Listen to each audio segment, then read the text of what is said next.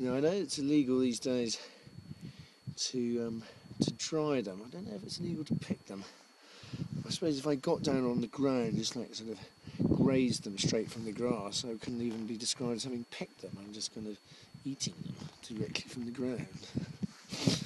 Anyway, maybe eating a fistful of psychedelic mushrooms on the top of Dartmoor with sort of 30 metres visibility is not the best idea. Then again, maybe it is. Psychedelic sheep. No.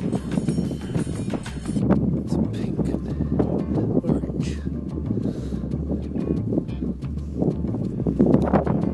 These bits of terrain,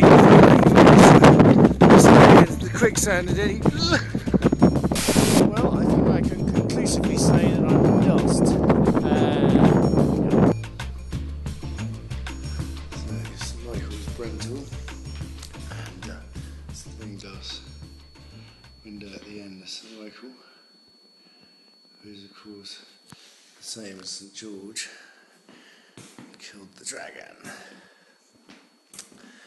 And the dragon symbolism obviously deeply connected with the ley lines.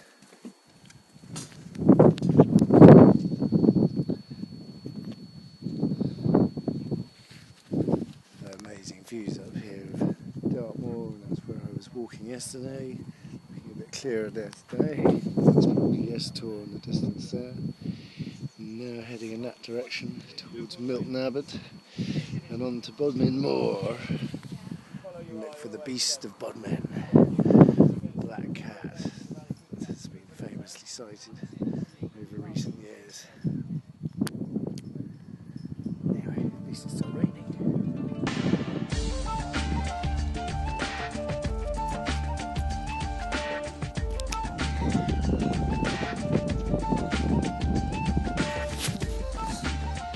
Day 26 and I've just left my rucksack up in a B&B up in the village of Marazion, and I'm just walking out now on St Michael's Mound across the causeway at low tide, and this island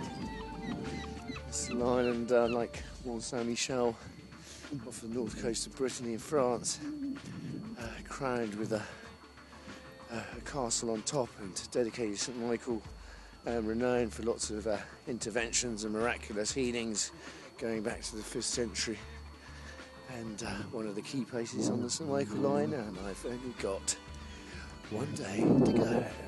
We're at the Boscawen Stone Circle,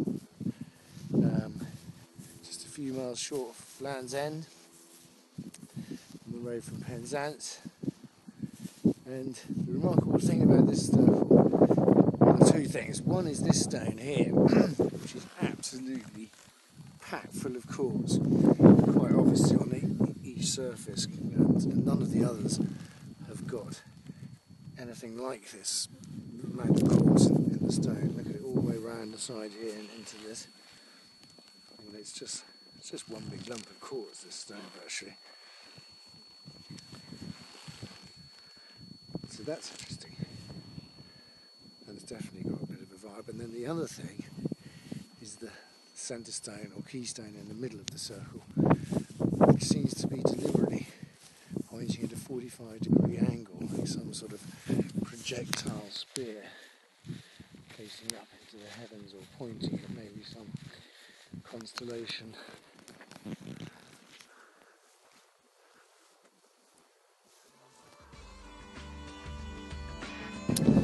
Well, 27 days, or 27 walking days since Hopton-on-Sea on the Norfolk coast, and over 400 miles, get to tot it up exactly.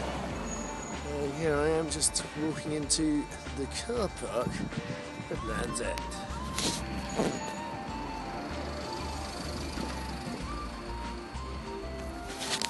What I have to do now is go in search of a particular rock which marks the exact exit point of the St Michael and Mary lines from the mainland UK that heads out across the sea to the Scilly Isles.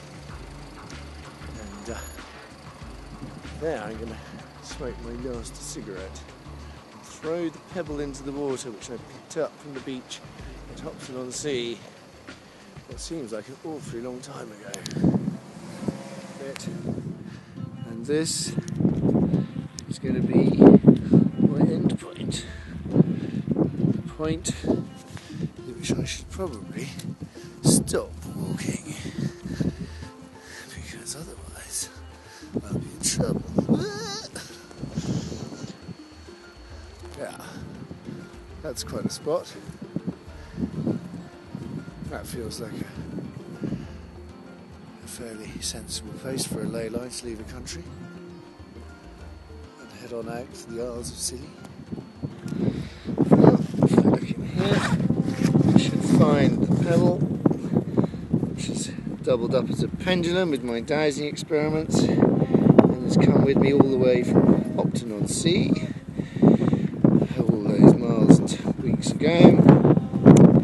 And it's a little offering at the end of my ley line walk, the point where the ley lines exit the UK, off out to sea and out to the Scilly Isles.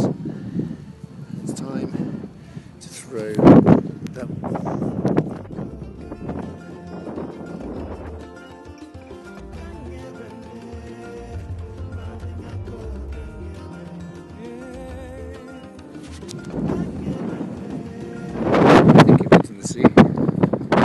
Well, I think that's it. After 27 days of walking, I've got to a point where I can't walk any further. And that'll be that. Time to go and have a pint, I think, because it's all over.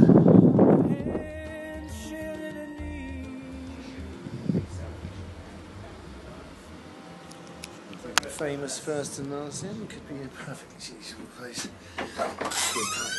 So,